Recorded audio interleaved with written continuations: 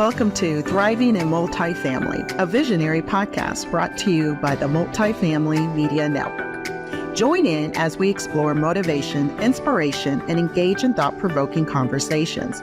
We provide actionable ideas to help you establish a solid foundation to achieve your career goals. I am your host, Matthysse Daniels, and I'm excited to bring you inspiring stories that will empower you to reach your full potential.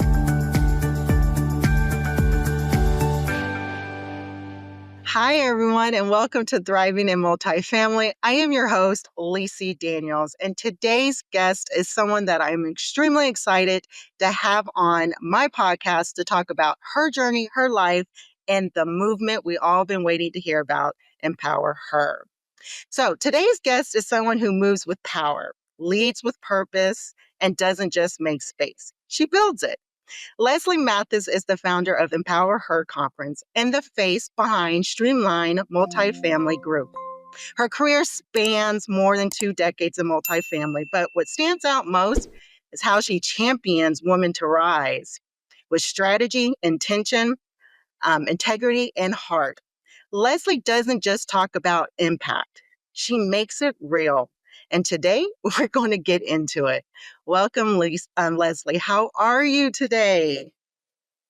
I'm going to start crying before we even get started. Thank you so much for that wonderful, warm welcome and making my journey sound probably so much better than it really has been. But I'm so excited to be here, and I'm so excited that our paths have crossed again. This is just super meaningful to me, and I can't wait to even share our story on the stage in Austin.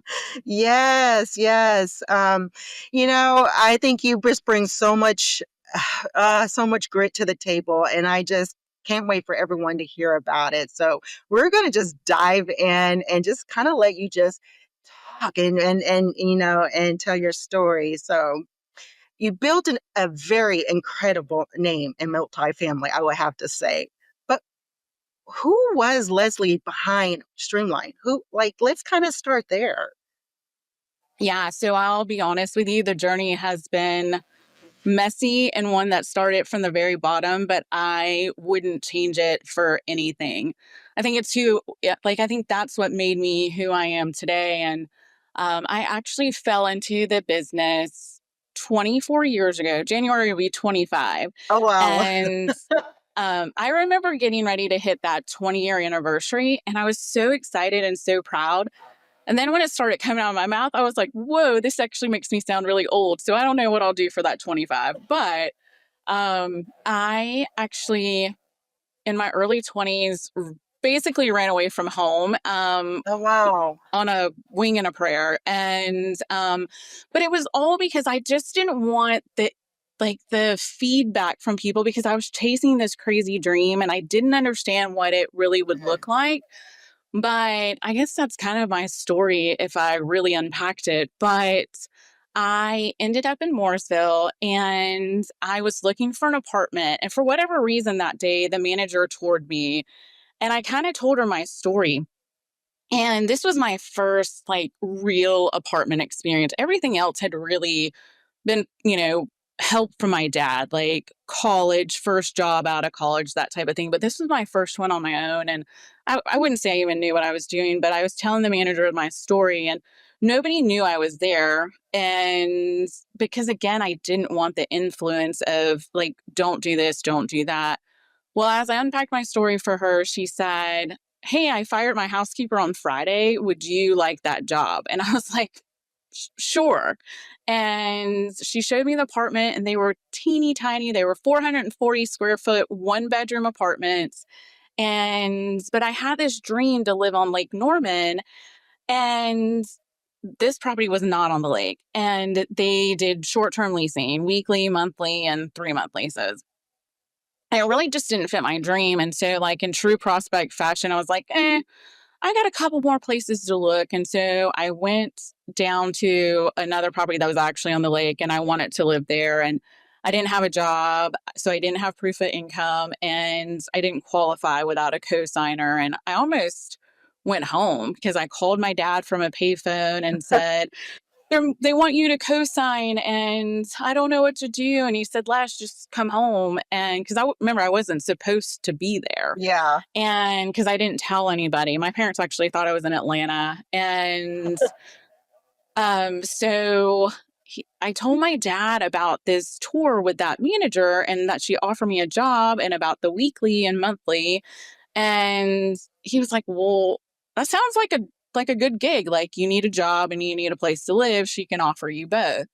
And so I called her from the payphone and she said, hey, just come in and start at 10 o'clock tomorrow. And I said, well, I need a place to stay. And Mm-hmm. she said, I'll leave you keys in the lockbox and you can grab them.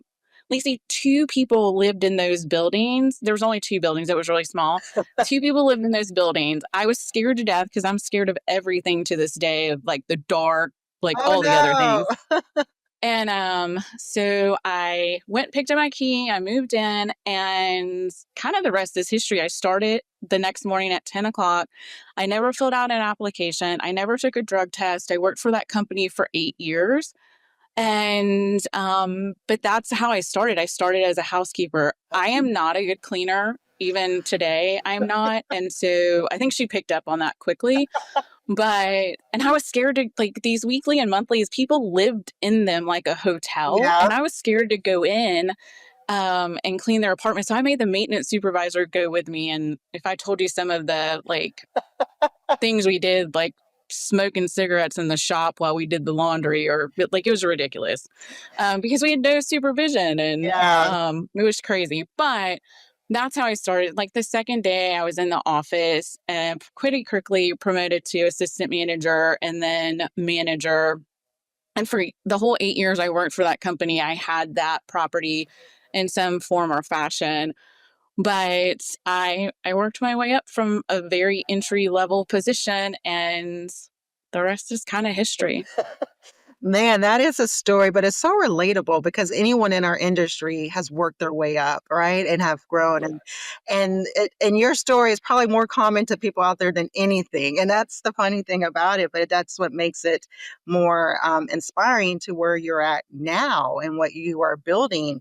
And I think that's so amazing. So what was your bigger than me moment? I think we all have those times in our lives that what was that one time that clicked and you were just this just isn't business. This is my purpose. Yeah, so I think I've always had this entrepreneurial spirit, and there was times along the way that I wanted to go out on my own. And I remember like I just didn't have the support. One time before I even knew my husband, I came home and I told my dad that my dad's my best friend, probably. Yeah, definitely. Um, no questions about it. Make But sure you maybe to put that listen to that and be definitely. like, why is she like questioning this? Right? But probably halfway through in that first 8 years I was with my first company, I came home and I just told my dad, I was like, listen, I want to buy this condo on the bay. I want to start my own marketing company, and that's geared towards multifamily.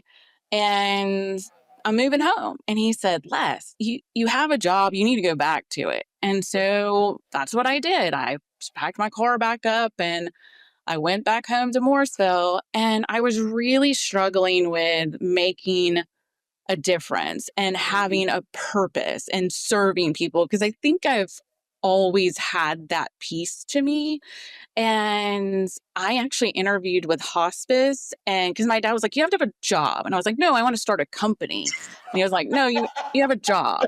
And so I interviewed with hospice and a couple other organizations that were nonprofits for fundraising or event planning, things like that. And I didn't really have the experience, and I didn't know how to spin my multifamily experience to do that. Yeah. But I struggled with this piece of how do I make a difference? But I had to spin it. Like I decided that multifamily was for me, and I was providing homes for people. Uh-huh. And that was meaningful, and that did make a difference. Yeah. And I've never worked in affordable per se, but it it doesn't matter. We still serve people and make homes for them. And back then, our industry wasn't a renter by choice. Like today, most of the portfolios I work on are really renters by choice, and our industry has evolved and changed. But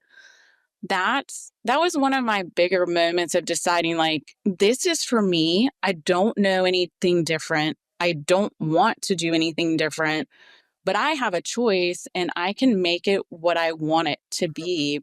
Even when I started, just serving in the communities, I found this tug to the homeless and really serving them and learning more about Mm. that demographic and how they get there. And Yeah. because there's all these perceptions of what that community looks like, and they are a community, which Mhm. is a whole nother podcast, and that we can A talk about good later. another But conversation. yeah, but it was funny, like, when I stepped back and thought about it, I was like, yeah, it makes sense that we would work with the homeless because we have what they need. And so it probably at that 4 years in made a difference. And that's where I really decided, like, this is for me, and I can't imagine doing anything else. We're always searching for, like, what's the next best thing, and where do we go from here, and how do we make a difference, and all of that. But it was that kind of 4 year marker of, Yeah. yeah, this is for me and I'm not doing anything else. Those aha moments are so special. And I think I can truly relate or resonate with you about how can you make a difference? Where does it start? Where's the impact you want? And it usually comes to you in moments where you're really searching, like gut soul searching, or you're trying to look out and it's like, okay, this is it, or it could be right in front of you and you don't really truly see it, but it's there. And then you turn around and you're like, okay, this is for me. This is people. This is how I can do it. And I love how you spin that entire situation to how it can still benefit, because we are serving people in the community with multifamily, and that's providing homes and that service. So yeah, I like that. I like how you had that grit and you're like, Dad, this is what I want to do. You need to get a job. No, this is what I want to do. I think we've all had those conversations with our parents in that sense. But it evolved. I mean, I even went to my husband. I was not happy in, like, my situation with the company I was with, and we were still in Charlotte at the time. And oh my gosh, Lacey, I think I'm pretty vocal about my story because I just feel like there's people, or I'm transparent about it, Yeah. because there's been so many low moments, there's been so many high, and I'm still waiting for that, like, aha moment. Mm, But I'm pretty transparent because I just feel like there's somebody that it can resonate with. But a couple years into my marriage with my husband, we had a little toddler, and she probably wasn't even 2 yet. And I wasn't happy where I was at. I'd interviewed with everybody under the sun, and all I could figure was, like, I can write a heck of a resume because I could get an interview like nobody's business, but I couldn't land a new gig. And I was like, I must be terrible at interview. And I have this great resume, this terrible interview. Like, I'm like, how do I fix this? mm, And again, I went back to my husband and said, listen, I'm going to sell cupcakes. I'm leaving my job and I'm selling cupcakes to apartment communities. And he was like, Les, what are you talking about? Like, he said, have you ever made a cupcake in your life? And I said, no, but it can't be that hard. And I've always been, like, ahead of the times because this was before there were cupcake shops. Like, this was before cupcakes were, like, the thing. yeah. And so he was like, you've never made a cupcake. Like, this is no. I was like, well, I'm going to take my little baby in with me and I'm going to sell it to apartment communities. Like, remember we were, baking the Otis Spunkmeyer cookies? I was like, Yes. we're going to do cupcakes. And he said, Leslie, you go back to work and find another job. And, like, so there I went again. I bet you, Lacey, I had an interview every single week or multiple times. I had to get so many interviews, but my husband wouldn't even ask anymore. He'd just be like, tell me when you get the job. Okay. And these are the places I'm okay with moving to. And, but he wouldn't let me go out on my own. I had to go find another job. Yeah. And it wasn't until a couple years later, I mean, it was several years later, that I um, wasn't happy again. I wasn't excelling for sure. And he actually came to me Mm. and said, "Why don't you go out and do this on your own?" And I'm like, "Who are you? And what Oh. are you talking about?" My husband actually named Streamline, and Oh, okay. because he was like, "That's what you're going to be doing for people. You're going to be streamlining their business, or Yeah. whatever the um, intent of the relationship was." And so, but it was actually his idea. So I'd always had that spirit. But I think when you think about those situations, what makes multifamily different is we're always looking for a solution. There are times, like I have Mhm. a client today that it would be really easy to give up on. And because we're not thriving, we're not excelling, Yeah. and it'd be easy to say, "Oh, we're not a good fit, so let's walk away." Yeah. But that's not the magic zone. That's not who we are. Like, we're solution driven. I was Like, that's I just don't even know another industry that is so solution driven. Like, figure it out. well. Like, find a way. Even this morning, I was thinking about that client. And again, it'd be easy to walk away, Yeah. but What would no, they that's do? not the answer. Yeah. Like, it has to be so, like, bad, desperate to Mhm. like throw your hands up. So, Yeah. but I think that's what's so great about like what we do is there's always a solution. You're not Yeah. happy, go plant the flowers, go clean the pool. Like early on in my career, that's what I did. I hate it. Like if I was tired of sitting at my desk cranking out a variance report, I'd go Yeah. clean the pool. Wow. And but there's always a solution. And I think that's the moments that I've had in the lowest of low. Mm. Let's figure this out. Yeah. It's easier when it's puppies and rainbows, or puppies and pancakes, or what we call it. But I used to call it puppies and applications, a few Puppies and years ago, when people were coming through the door and they were like, "Here, I'll give you X if you just hold this 3-bedroom apartment for us." So in the highs, you don't have to be so solution driven, but those when lows. you're yeah, whether it's your career, it's the property you're at, the portfolio, the whatever it is, when it's tough, that's when the solutions Yeah. are, you can get in your own way too and just not like be able to figure it out. But when you step away Mhm. or you find that last piece of grit to go, this is not going to defeat me, and Mhm. then you find that solution. I remember calling my mom one time early in my career. My first manager, she was tough, and she, like, all the things that managers aren't supposed to do, that's what she was doing. Like, I figured this all out on my own. I learned how to do lease ups on my own. She was Yeah. never around. She was always marketing, but you could find her at a nail salon getting a pedicure. Like, I just had kind of had it. Yeah. And I remember calling my mom and saying, "I'm just going to quit." And she is like, "No, you're better than that. Don't let her get the best of you. Figure it out. Yeah. Like, don't do it on her terms, do it on yours." And so I think that's beautiful about Yeah. our industry is it really is solution driven. And I just know that, or I assume I can't be the only one that's went through some of these things. No, I pretty much think you're not the only one because it is I can almost guarantee and tell you're probably not the only one. But why don't we talk about it?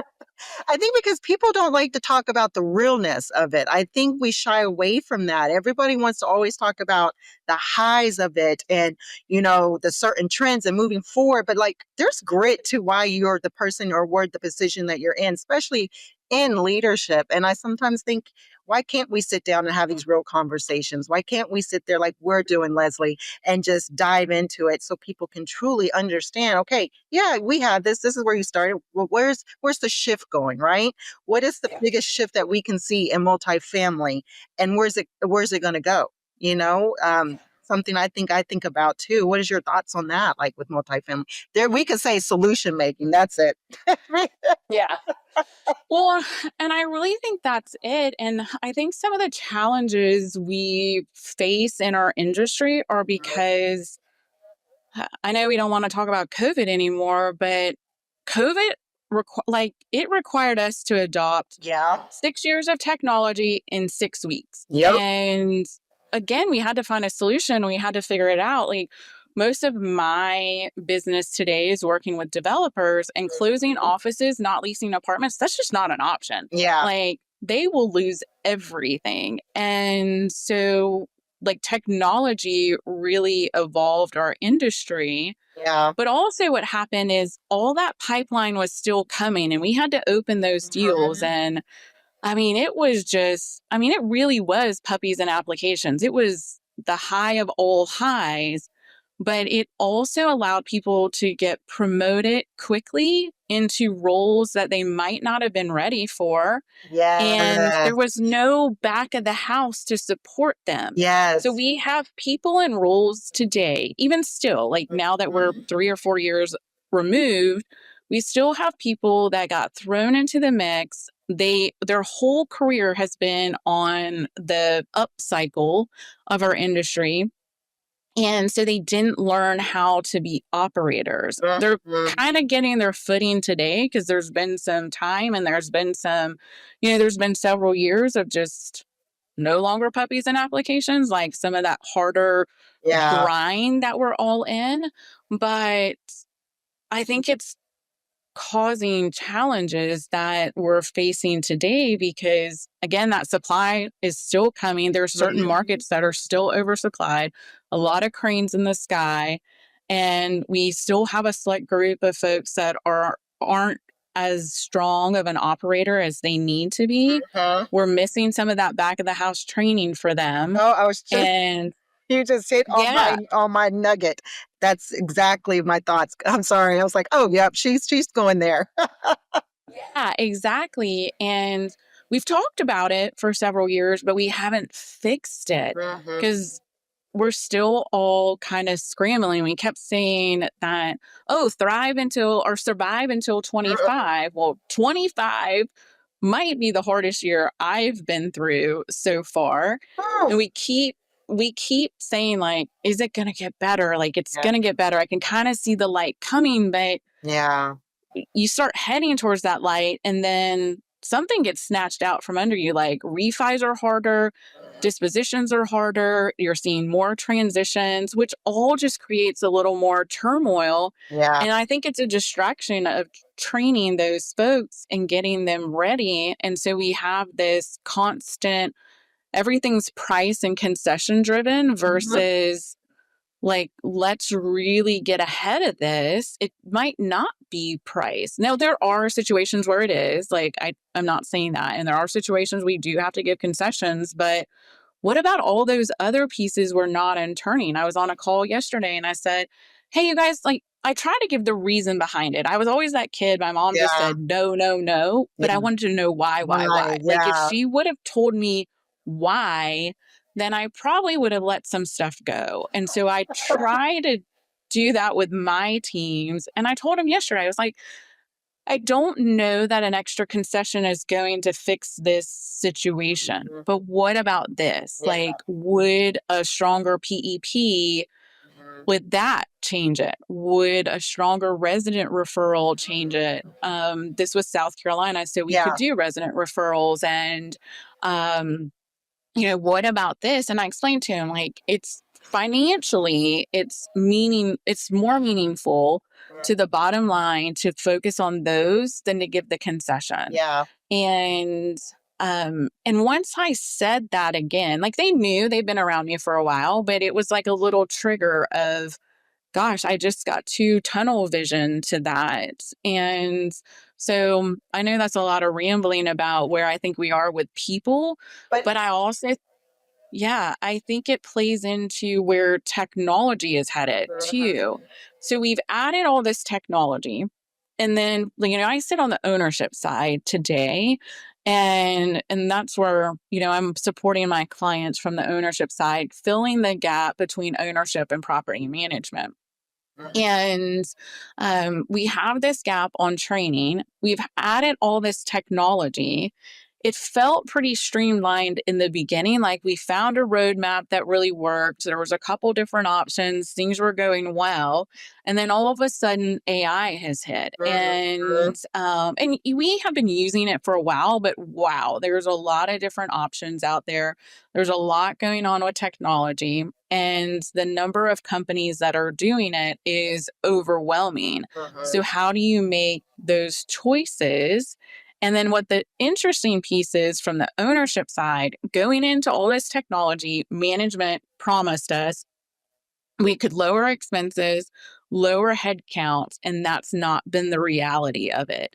Mhm. So now we have technology, same count of people, still lacking training, Yeah. and we have a tough economy of oversupply in most markets where rents are compressed, concessions are up, and none of that bodes well to the bottom line. Like NOI is Yeah. really taking an impact because it hasn't played out the way that it was supposed to. And those are the challenges we have to fix. Like, how do we tap into the technology, Mhm. maybe lower the head count of people or realign where they're supporting a property? Mhm. And what does all that mean to the bottom line? If we Yeah. can't grow rents, we have to be focused on expenses. So it's just kind of this, I don't know, like all the things have come together to like create this pretty substantial challenge that we're facing. Yeah, no, you've hit on a lot of different nuggets as far as what we're going through and how can we find solutions to that. And, I had a boss one time always tell me, he goes, I think we're in this business of filling seats versus really working with individuals to get them to where they need to be at. And I find that 100% true because you tapped on that. Like, why are we constantly filling and they're not really prepped and supportive to really understand their roles? Because it is a multi-billion-dollar business. It is business that needs to be effective. We shouldn't always utilize concessions, and we got to train the people in the tech. And so when you pull in technology now, you're lacking there. And then what happens is the individuals that you are putting in these seats are not understanding the tech because you're not putting the money behind the training to be able to make them efficient, to be able to help you grow. And I think that's so important. But at the same time, like, can we go back and find solutions? Right. I love how you say it's solution making. What can you do? What can our leadership do? What can make the changes? What's going to be the new trends? What's going to be the things that we see down the line to where we're not scaling back, but we're moving forward? So I completely understand and agree with you on a lot of different areas of that. And, you know, the changes with that. It's chaotic. It's a chaoticness. It's like where do It we is. go? It really is like you can. I always said that lease ups were controlled chaos, but I think that's kind of like what we've created with all of this. We Mhm. have a few people that it could just again be really easy, throw your hands up in the air and Mhm. move on, Yeah. but that's not who we are. There's Mhm. some of the things though is the technology sounds really good, Mhm. but interestingly, we spent a lot of time digging into financials, helping Yeah. improve the bottom line. And because it's like we have to, because debt just looks different today. And Yeah. so NOI is king. It used to be, Mhm. you know, 4 years ago, 3 years ago, we really just had to focus on income. And our rent roll told the whole story. Like Yeah. anybody could beat us up on expenses, they could run it better, but in our the rent roll, like that was king. And that is what dictated the value of the asset. Well, now today we're held accountable both to the income side and the expense side. And what's interesting to that is we're adding technology, Mhm. but then we find the teams aren't using it. And then we're adding, when we dig into financials, like the whole ops team at Streamline, they dig into financials and really look at the health of the asset. and the performance and trying to add value. If we can't grow rents, we've got to find it somewhere else. And we have to prove that it's true NOI growth. It's no fluff. It's not cutting the flowers for fall season. Like, it's true growth. Yeah. And we're finding that properties have technology that they're not using. They have technology that is duplicated, and like, meaning that it does the same thing. They have two of them and they don't need that. Yeah. And so I also think it's because everybody's running so thin. So we see these ideas, it gets at it, but sometimes it gets at it and we don't even know. And from an ownership perspective, so we've got to make sure that we're using technology the right way, the right technology, and we're not duplicating those efforts. And then we have to push forward. Even with some management companies, there's a few out there that are too scared to adopt some of it. They're too scared to try it. And so we can't be in that place either. So we really got to get this under control. Yeah, I agree. I think it's not just, I agree with it to also the extent that it's not just processes, because processes is so important, but it's also your people. And I think if you're not investing in your people and being driven first in people, your processes are never going to be aligned and work the way it's supposed to. And I think those both have to be so like intertwined and together. And it does start with your leadership. Leadership is, it's the biggest fact. You can't, like you made a point saying technology. If your people don't know technology and they're not utilizing it, but you have a process of leadership that is pushing it down on operation and they're not getting the training behind it to build it, then no, you're not going to get the ending result and your goals that you needed. And so, yeah, I can, it's one of those full circle things. Like, it's a constant conversation. It's a constant thing where everyone comes to the table, but where does the changes actually meet, where nobody feels overly rushed or just thrown in or not really understanding the capabilities of what this business entails. So, well, and you nailed it. People are everything. And we could have all the technology, the best product, the best location, the best marketing campaign, all the things. And if you don't have the team that's bought in or the right team in place, it won't matter. Like, it just won't. Like, you will struggle. You will have technology that's not useful. You will have lower, I'm trying to think of the word, lower closing ratios. Goodness gracious. You won't have nobody living in your community. All right. Lower closing ratios, higher turnover. Like, you'll never reach those goals. I look back on my most successful lease ups and I get really lucky. I work with clients that build some pretty amazing product in some pretty great locations. And often they're like, the Woodfield portfolio is always top of market, which means you're the highest price. But, and a lot of our clients are in that same boat. But I look back at my most successful lease ups and it's always the people. It's the team that really brought it to fruition. And but it all started with a team that believed in my mission and we were aligned. And it's the regional down for me always. If the regional's aligned, they'll put a manager in front of me that is aligned. And then the two together will build a fantastic team. But it's always the people. Like, again, we can add all this great stuff and we can have the best amenities and all the things. But if we don't have the right people, you can have the worst product and the best team, and they're going to outperform the market. I hands down 100% believe that.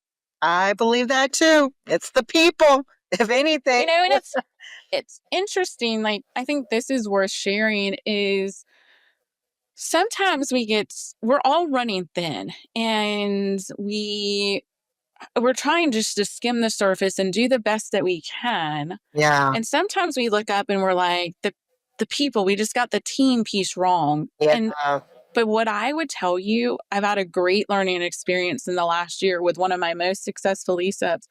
And the team was struggling, but I believed in each one of them. And we kept having this conversation of, are they just not the right fit together? Does one of them need, or are they not the right fit for the asset? And we determined that they were not the right fit together, but there was nothing that was like this glaring, like, we've got to move somebody. And what we found, we just gave it a last ditch effort. Like, before we moved anybody, I said, what if we did a coaching? Like, what if we had a coach come in and work with each one of them individually and as a group? Yeah. And we decided on Enneagram coaching. Mm-hmm. And Lacey, I cannot tell you, like, this should become a white paper. This team, they each did the test, the Enneagram test, Mm-hmm. and then they did coaching together, and then they did coaching one-on-one, Yeah. and then the manager had additional coaching to learn how to lead her team Yeah. better based on their personalities. Personalities. Mm-hmm. I would take this team today anywhere. Like, and guess what? It cost $800. That's a $800 good investment to, toward your turnover. to save this team. And there was no turnover, no downtime, a couple hours of closed office time for their one-on-one coaching.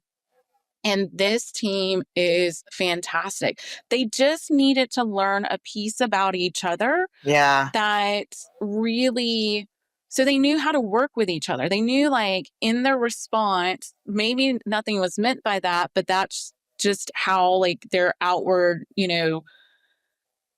that's how it's perceived from an outward perspective. And then they could stop reading into what that person was doing and they could learn about each other. And so I do think, because we're running too fast, we're running too lean, we miss opportunities like that. And it goes back to slow down, step back, look for the solution, and really, like, your people are where you have to invest. And if we're not willing to invest in them, then we probably need to look at our business plan a little differently too. Yeah. If we were willing to spend I've said this so many times this week, if we're willing to spend $1,000 a month on coffee or Diet Coke in the Wow fridge, you can spend $1,000 to invest in your team. You hit it on the nail, and that's 100% true. It is. It's investing within your team. So, man, I tell you, it's so much good. It's so good and refreshing just to talk shop and really understand and just learn where you started and where you're at right now, right? And just continuously trying to build that. But having these conversations and really letting people to know that it is people first, and it is, making sure that we invest in our people, because then that's how your business grow. And I really like the idea of the coaching, and like the idea how you really learn and spend the time with each individual and their personalities to understand that, because at the end of the day, that's how your team grows. That's how you build that. So, but I do want to kind of shift into, a little bit more about Empower Her, Leslie. And just, you've created such a space for women. And I see that, and you to be seen and to be sharpened. But what's been the most unexpected blessing from leading Empower Her? Yeah, Lacey, there's been so many, but what I would tell you there's the two biggest takeaways I have are the people that I've met, Mm-hmm. and the lesson that I learned was it's okay to ask for help. Like, Mm-hmm. every time I get ready for this event, even this year, like, I'm asking for help. But my first year, I really had this. Maybe I should back up and share too how this all came about. Mm-hmm. But when I flipped over to the ownership side, it's a very male dominated space. Yeah. And I didn't realize that there were women not treating other women respectfully in that space. And it really bothered me because I didn't see that on the operations side. I understand how it happens and how we got there, but I wanted to fix it. And I knew we might not be able to change those leaders. Yeah. But if that is all the women saw coming behind them, if that's what was modeled for them, that's how they would end up too, because they would think that's how you have to navigate this male dominated space. Mm-hmm. And I knew we needed to break that mold, and I wasn't sure how to do it, and I wasn't sure how to get out of my way. And ironically, probably 3.5 years ago, it started with a coach to push me out of my own way. Mm-hmm. And that's really how it started. Like, I knew we needed to create a safe place for women to come to and have the hard conversations and learn that they are stronger together. Mhm. It's not about competition, because truly, if you're in your space and I'm in my space, we're never going to go as far as if we come together and figure it out.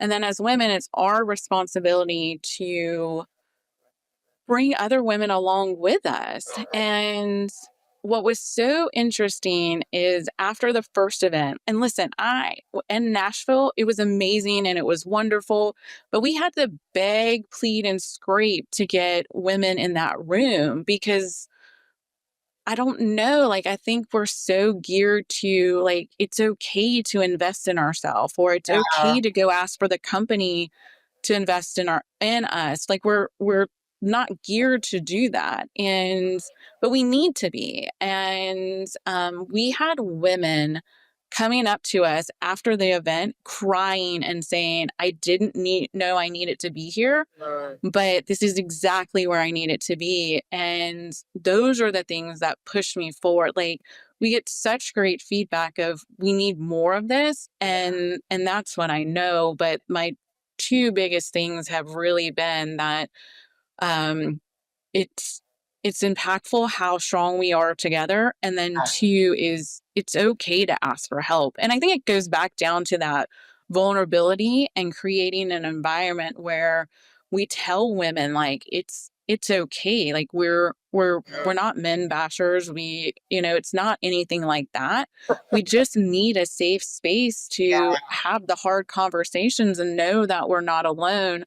And then we've got to break down these walls of I'm competing against you. Like, that's not a good place to be in. And we had a pop-up in New York a couple weeks ago, Oh, wow. and it really clicked for me that it really is like competition is good. Like, it motivates you, it propels you forward. It's the same thing, like jealousy is okay. Like, it's okay for me to be jealous of your suit if it makes me show up and dress nicer, or it's okay for me to be a little jealous of your success, of the stages you're standing on, if it moves me forward. But envy is wrong. Like, that's me not supporting you, that's me not rallying behind you, that's me looking for bad will for you and good for me. And that's what we have to have those conversations so women know it's okay to have that tinge of jealousy that Lisi showed up a little better than me because it makes me better. Mhm. And those are the things we unpack. But the other piece of that from that pop-up 5 years ago, the guest speaker, Sarah Graham, who's fantastic, she runs in the same space that I do. We have a very similar business, but 5 years ago, I never would have talked to her because I would have been so worried that she would take my client and she would take my business and all those things because I don't I think I was too worried and I was Yeah. too probably insecure. But today, I didn't realize that Sarah and I were really navigating the same space. She came, recommended to me.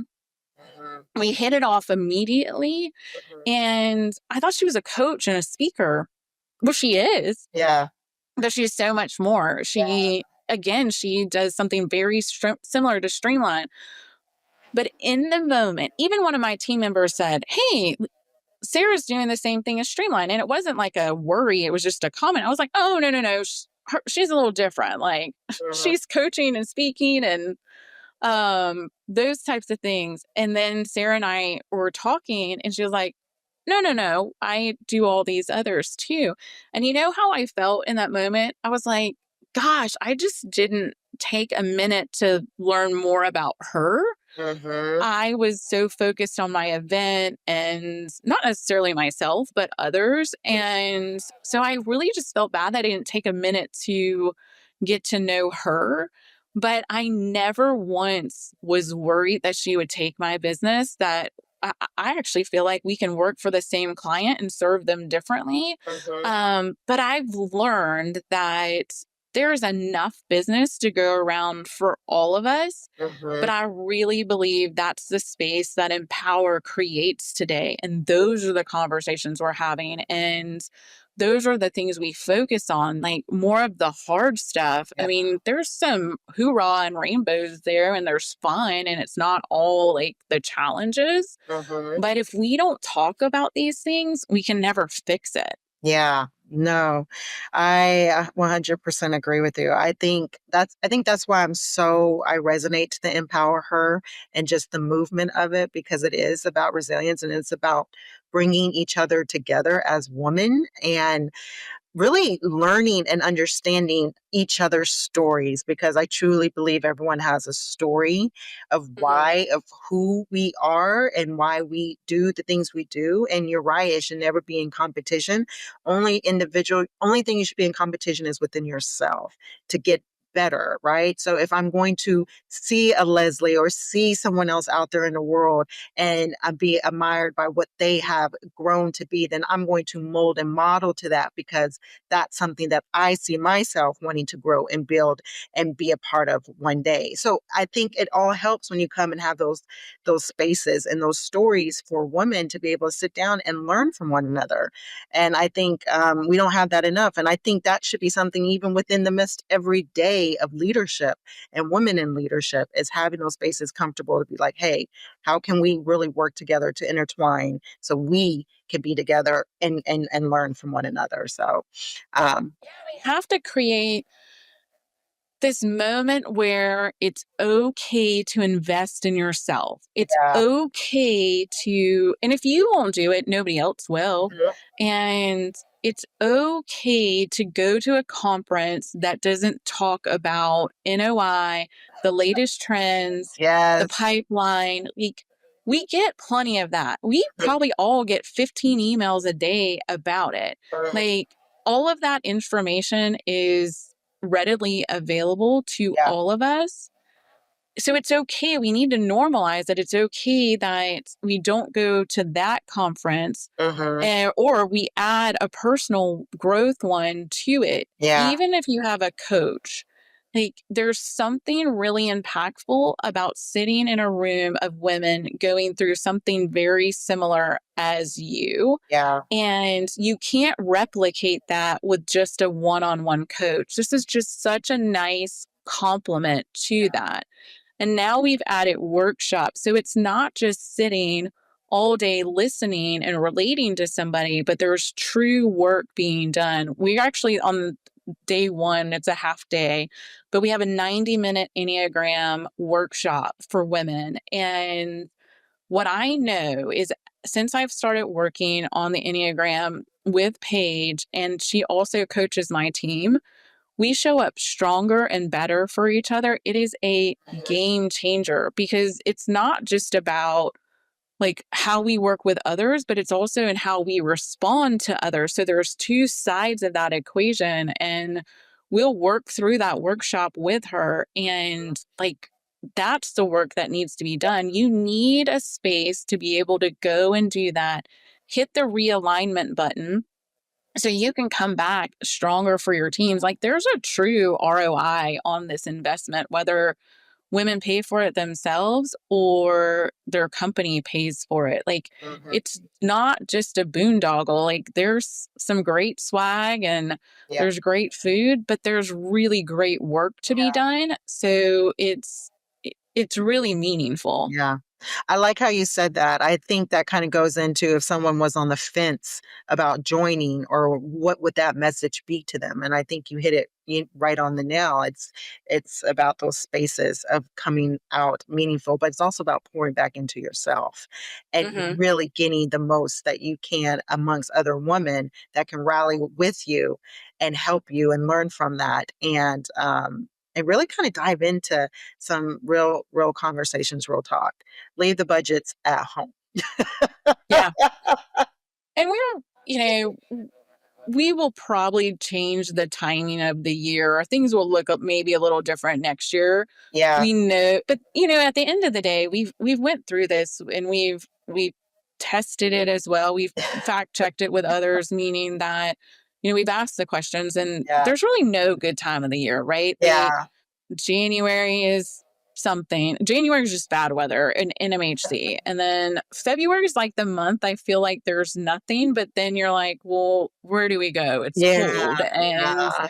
there's, always some snow situation somewhere. Mhm. And then March starts spring break. Then, spring break flows into April. And then there's Easter. And then May is the busiest month for moms, although it's not all moms at the event, right? And then there's, AIM is the beginning of May. There's always something. Then June, school's out. June and July, people are traveling. August starts. Like every property that I work with today is at budget camp this week. Yeah. And so and starting August 1st through November, somebody is working on a budget. Mhm. And so there's just no perfect time to do it.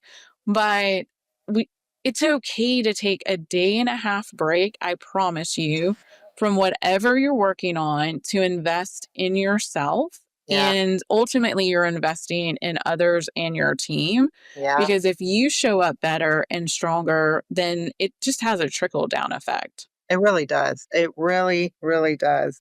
So I have two things. Who was your biggest inspiration? Oh gosh, I'll probably cry. Um, I don't know. I've had so many along the way, and some really great women have poured into me, especially recently. Like, when I go back to this blessing, if Empower never did another thing, the women that I've met along the way that have spoke truth into my life, even recently, Chris Espenshade, she's a broker that I admire more than anything. Like, she's the girl that I want to sit next to because I just think I'll get smarter sitting next to her. And I said, Chris, I'm just really missing the message here. Like, why aren't the ownership side showing up to Empower? And she said, well, you gotta tell them the return on your investment. Yeah. And these are powerful VPs running billion-dollar portfolios, and Mhm. you got to show them, you got to tell them, Mhm. it sounds like it's a hoorah boondoggle. And I know it's not, because she said, I've been there. Yeah. But she's not the only one, but she was honest with me in a very loving, connecting way. And I've had so many of those women the last 3 years just believe in me, Yeah. push me forward when I wanted to quit. And that's meaningful. So if it all stopped tomorrow, if nothing ever happened again, I'm better for it. But even it goes, I've been doing this almost 25 years, and there's been so many people, and I'm the biggest crier in the world. So, but I think, Lacey, one of the things that has to be said is there's all these women that have poured into me, and men. My first boss, I mean, he was tough. I mean, he was hard as nails, but you know what? He made me a heck of an operator, because he was like, Leslie, he came from the hotel side, and he said, Leslie, you got to know what everything costs on your property per unit. How much is one air filter? Not the 12 pack, but one. He taught me that, on the hotel side, you can make up revenue easily. You just got to sell more rooms. Yeah. And it's a little harder on our side, but that's really what taught me to be an operator. He was just hardcore. And, but I also had some pretty terrible bosses. My first manager, she was terrible, and she was stealing from the company, and she didn't come to work, and all the things. But you know what? She made me a better person, because I knew I didn't want to be like her. Mm. And I knew that my dad has always said, your word's all you got, and your name stays with you forever. So you better remember that and make decisions wisely. And if you tell somebody you're going to do something, you better do it. Yeah. And, even at Streamline, we have this pitch, promise, deliver. There's another P, produce. Pitch, promise, produce. And but that's it. That's our whole basis at Streamline is your word is all you have. And there's somebody else out there that can do it, but can they do it with integrity? You have to do what you say you're going to do. And so I think some of the bad role models or bosses or people that have come into my life have really taught me who I didn't want to be and who I didn't want to show up as. And that's made me better too. And then, of course, my dad. I mean, he both my parents are fantastic. I'm an only child. My parents come to the event. People get to meet them. They're both just very different. And Yeah. my mom has taught me hard work is like, it will always pay off. Mhm. And, my dad, I'm probably the most like my dad. Like, he's a mover and a shaker. He's a problem solver. He's a talker. And um, so they've definitely influenced my life. But there's so many that have just really pushed me forward. But sometimes you just, even my husband, like, that's how Streamline started. I just needed one person to believe in me. Like, I knew I could do it, but I just needed one person's stamp of approval. It's the same thing as working with a coach. Most of the time, your coach doesn't do a lot of talking. My coach is fantastic. She's the MC for EmpowHer this year, and Christina Watts is amazing. But it's so funny how our life collided, and there's such a great story. Like, it's all by accident. I don't believe in coincidences, but Right? we had mutual, yeah, we had mutual friends. And ironically, she was living in Panama City. She moved the day I showed back up to move home, and she moved across the world or the States, to Washington. And so we didn't meet in person, but we had a similar like circle, and she started coaching, and I needed a coach, and it just all came together. But she pushed me, and she spoke truth into me. I just probably needed somebody to say, your wild, crazy idea is a good one. Yeah. Now go. Yeah. And that's what she's done for me. I have two coaches, and my other coach he's hardcore and tough and all the things. But, sometimes it's just those women that just believed in you. Yeah, I love that. I love that, you had some pretty great role models and inspiration in your life to keep you pushing forward and keep you thriving. As I see it, I see you're thriving, and every day of your walk of what you're doing for women is very truly empowering. Just listening to you. And I think it's right. You always have those people in your hands. Like, you always have that one person that's going to, I'm going to be your rooter, your supporter, your cheerleader. You can do it. And that one crazy idea turned into something massive. And then you always have that one toughness and that tough love. I think you need that balance. I think we all need that balance, um, in our life and how that grows. So I totally get this. I totally get that. It's not always easy. Like, Uh, and if people are only talking about the good stuff and pushing you through for the good stuff, then yeah.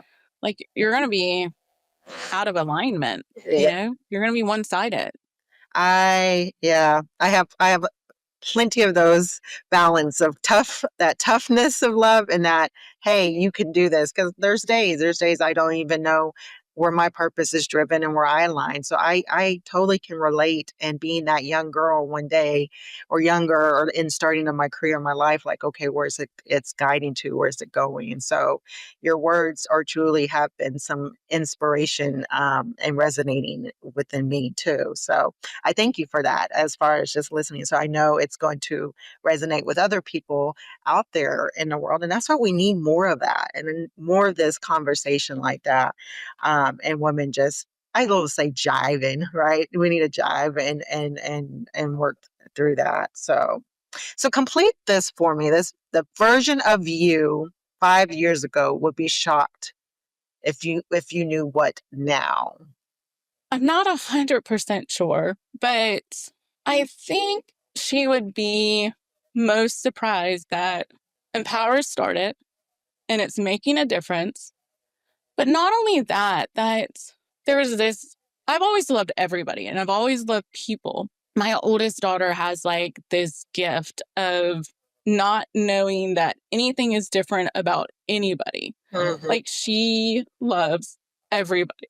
And so she's taught me so much. And I think that's part of what is so important about Empower is, I mean, our industry is not the most diverse, but at Empower, everybody feels, I think, because I even heard this last week in New York about, Sarah Graham said, what's so beautiful about this group is it reminds me of, like, everybody's welcome and everybody's welcome at the table. And if you show up late, you're still welcome and there will be a seat for you. And I think that's the thing that my 5-year ago person would have said, wow, you really have created that. And don't give up.